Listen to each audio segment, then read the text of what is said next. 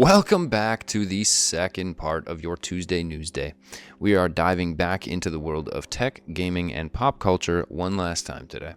In this segment, we're going to be covering a variety of topics from the latest gaming controversies to exciting tech advancements. Now, let's get right into it. First up, we're going to talk about the recent launch of Stalker 2. After years of anticipation and development hurdles, Stalker 2: Heart of Chernobyl has finally launched.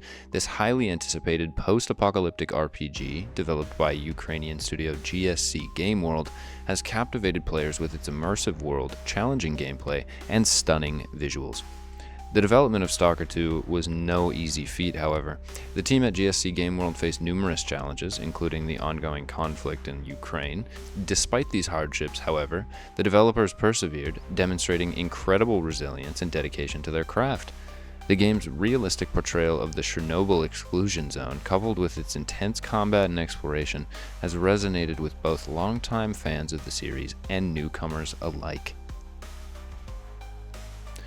Stalker 2: Heart of Chernobyl is a testament to the power of human creativity and the enduring appeal of the post-apocalyptic genre. The game's success is a testament to the hard work and passion of the development team, who have delivered a truly unforgettable gaming experience. I don't know, man. I love Stalker. Playing games like it is also just awesome. There's a game, this is a bit of a tangent, but there's a game in VR that's actually amazing called Into the Radius. The second one is really good too. If you play them on PC, the graphics are just like really, really beautiful. It's like an interesting psychological horror type post-apocalyptic horror thing. It's a very, very fun game. So games like this have just always kind of caught my attention, and Stalker 2 is no different. It's definitely a fun one. Grab yourself Game Pass if you want to get it for cheap. Anyway, next up, we're going to talk about Arkane. The wait is finally over. Arkane, the critically acclaimed animated series set in the world of League of Legends, has returned for its highly anticipated second season. The show's stunning visuals, complex characters, and gripping storytelling have captivated audiences worldwide. Season 2 promises to dive deeper into the intricate lore of the series and explore the fates of beloved characters like Vi, Jinx, Caitlyn, and Jace. With its blend of breathtaking animation, thrilling action, and emotional depth, Arkane has redefined the standards for animated series. As fans eagerly anticipated the release of the new season, it is clear that Arkane is poised to continue its reign as one of the most popular and critically acclaimed shows of recent years.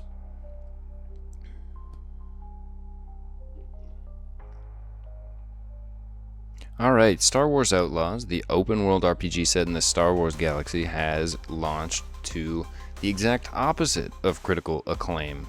As everyone knows, the game puts players in the role of a scoundrel named Kay Vess who can't do anything illegal, as they navigate the, air quotes, criminal underworld.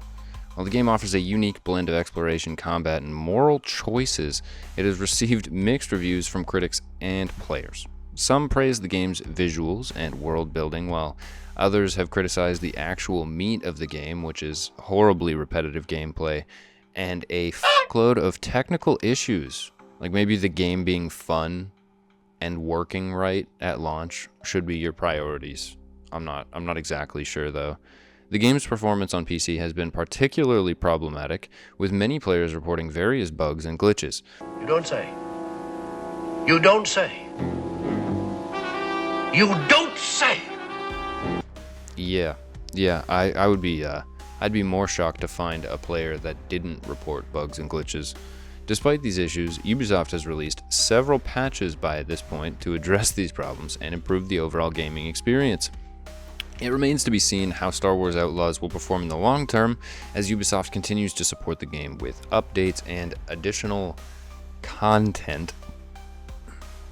It will be interesting to see if it can overcome its initial shortcomings and establish itself as a beloved entry in the Star Wars franchise.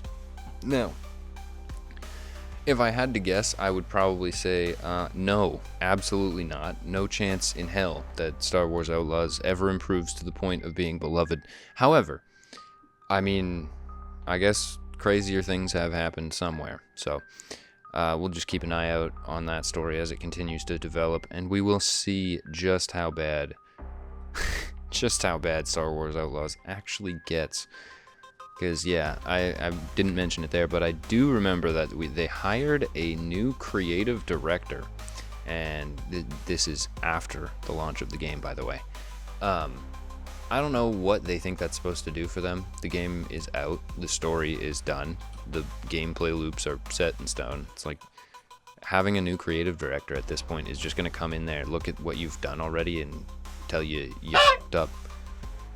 Anyway, we're going to move on to Sparking Zero, Bandai Namco's latest entry into the Dragon Ball fighting game franchise. Sparking Zero has taken the gaming world by storm, not only as the top fighting game, top Dragon Ball game, just overall so much of an improvement over traditional fighting games that people want to just nitpick about the fact that it's asymmetric and try to classify it as not a fighting game just because of how much better than traditional fighting games it really is. So, the game has shattered sales records, becoming the fastest selling Dragon Ball game of all time and the best selling Bandai Namco game in years. Fans have been raving about the game's stunning visuals, which bring the iconic characters to life in stunning detail. The game's intense and strategic combat system, combined with a deep roster of playable characters, offer a truly immersive experience for both casual and competitive players. Not to mention the asymmetrical fighting style. People like to call it unbalanced, but it's definitely not. You have things that are unbalanced on most characters. Obviously, yeah, you will. Any game, to an extent, is unbalanced, so you will find things that were maybe unintentional, but that might be a little bit overtuned or undertuned, but those are the types of things that will actually change as time goes on. So one of the key factors contributing to Sparking Zero's success is its innovative gameplay mechanics. The game's unique combo system, powerful special moves, and strategic team battles have captured players of all skill levels. Additionally, the game's robust online multiplayer mode has fostered a thriving comp community already. The game's impact extends beyond the gaming community. Sparking Zero has also become a popular choice for esports tournaments, attracting top-tier players from around the world already in planning. With its competitive scene rapidly growing, it is clear that Sparking Zero is poised to become a major player in the esports industry. Sparking Zero's success is a testament to the enduring popularity of the Dragon Ball franchise and the skill of the development team. With its combination of stunning visuals, intense gameplay, and robust online community, the game has set a new standard for fighting games. Now, we are going to take some time and talk about Payday 3 and their troubled launch and what they've done to improve since then. Payday 3 was the long-awaited sequel to the popular heist game series and had an extremely rocky launch. Plagued by technical issues, a horrifying PC port, server instability, and less than stellar reception from critics and fans, the game's initial release was anything from smooth.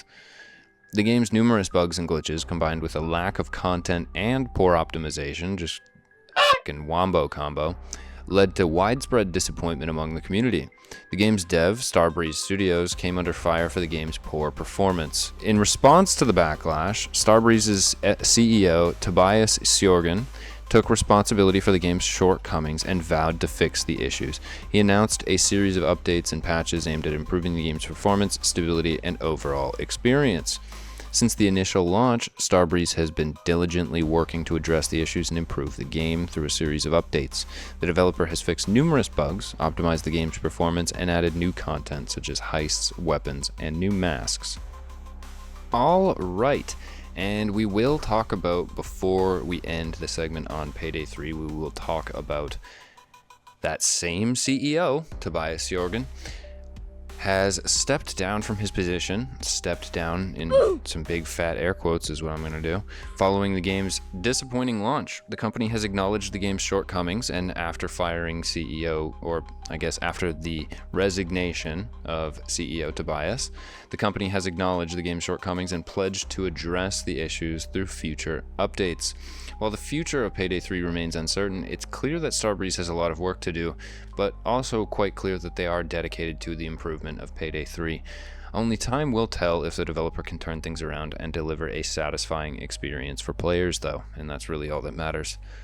Now, last up, what we're going to talk about is Microsoft and their AI advancements. As much as the community fights back against it vitriolically, Microsoft has been blazing ahead with AI, making significant strides in the field of artificial intelligence. Recently, the tech giant unveiled a series of AI-powered tools and services aimed at revolutionizing various industries. One of the most noticeable advancements, air quotes, is the integration of AI into Bing. So now, if you had problems with Google and you hated their AI and switched to Bing, you will probably switch back.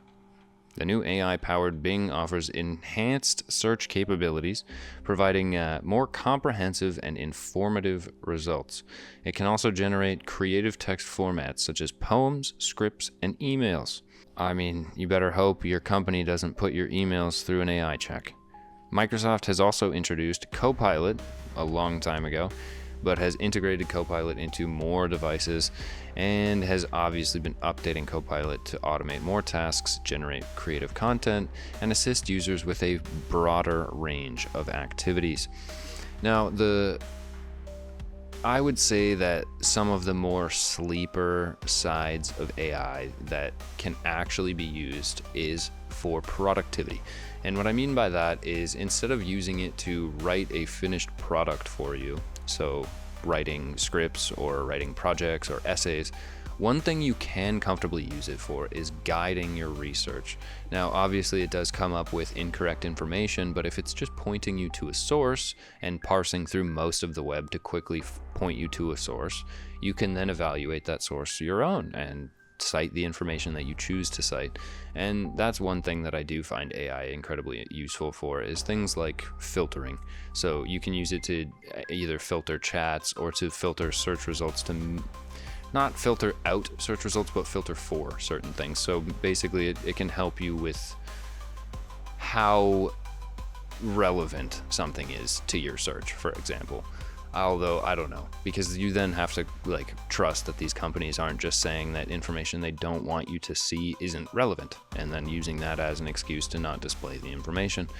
But again, they could be doing that without AI, so I don't really see AI as the big bad guy for censorship, when Google will censor your search results regardless of what AI they have you doing it, right? Same with Microsoft. They will censor what they choose to censor. I don't think they need an AI to censor search results, but Microsoft is at the forefront of AI innovation. While the company is also committed to responsible, air quotes, AI development, the company has implemented strict ethical guidelines to ensure that AI is used for good and that the potential risks have been mitigated. As AI continues to evolve, Microsoft is well positioned to shape the future of technology. With its focus on innovation and responsible AI, the company is poised to drive significant advancements in various industries. Now, I can see the hype from Microsoft specifically as more of a computer-oriented business. Obviously, they don't really have any business aspects or any real areas of their business that don't just operate in information sale. So having tools to more accurately control the flow of information makes a lot of sense, and I guess we'll just have to wait and see what they actually plan to implement with this technology. So I don't know. Let me know what you guys think down in the comments about that, because I don't know, it's a bit strange. I think that the push for AI is strange. Just strange, unless they're using it for accruing more user data that's more relevant to them and it's actually making them money in an offhand way, which would make sense, to be honest. But anyway, that's a wrap for today's Tuesday Newsday. I hope you enjoyed this two-part format. Feel free to let me know in the comments if you prefer this style or if you would rather have one long-form video. But again, just to reiterate, thank you guys for watching. Be sure to like, comment, and subscribe for more tech and gaming news. I will see you all in the next video. Bye, guys.